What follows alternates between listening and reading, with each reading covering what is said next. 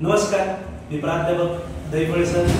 गेल्या 14 वर्षापासून book keeping आणि अकाउंटन्सी या विषयामध्ये अध्यापन करत असून आज आपण GDCA चे जे विद्यार्थी आहेत त्यांना सर्वात जास्त मार्काचा जो टॉपिक आहे फायनल अकाउंट त्या संदर्भामध्ये आपण पाहणार आहोत आणि तो GDCA मध्ये खूप मार्क्स देणारा टॉपिक आहे.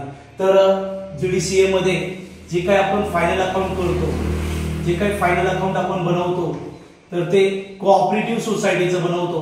त्यामध्ये आपण trading account, profit and loss account, trading account, profit and loss account आणि आपण बॅलन्स शीट तयार करतो. तर ट्रेडिंगचा जो संबंध असतो वस्तूच्या प्रोडक्शनशी असतो. प्रोडक्शन केल्यानंतर आपल्याला त्यामध्ये प्रॉफिट झाला की लॉस झाला तो आपण ग्रॉस प्रॉफिट आणि ग्रॉस लॉसच्या माध्यमामध्ये ढोबळ नफा आणि ढोबळ तोटा यावरून तो शोधतो. त्यानंतर प्रॉफिट अँड लॉस अकाउंट वरून जे व्यवसायाचे इनडायरेक्ट एक्सपेन्सेस असतात किंवा जे ऑपरेटिव्ह एक्सपेन्सेस असतात त्या एक्सपेन्सेस वरून आपण प्रॉफिट अँड लॉस अकाउंट बनवतो. या अकाउंट वरून आपण शोधतो नेट प्रॉफिट और नेट लॉस.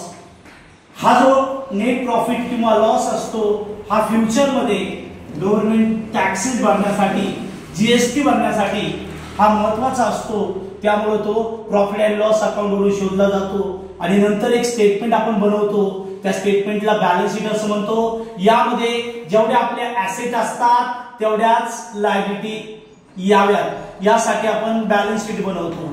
तर बॅलन्स शीट हे स्टेटमेंट असतं. स्टेटमेंटमध्ये फिनान्शियल पोझिशन जी असते त्यामध्ये ऍसेट आणि लायबिलिटी काय केलेले असतात, एक्सप्रेस केलेले असतात. तर आजचा जो काही प्रॉब्लेम आपण घेतलेला आहे त्यामध्ये ट्रिक्सच्या माध्यमामध्ये आपण कोणते खर्च डायरेक्ट असतात, कोणते खर्च इनडायरेक्ट असतात, कोणते ऍसेट्स असतात आणि कोणत्या लायबिलिटी असतात यावरून आपण ट्रेडिंग अकाउंट बनवणार आहोत, प्रॉफिट अँड लॉस अकाउंट बनवणार आहोत आणि बॅलन्स शीट बनवणार आहोत.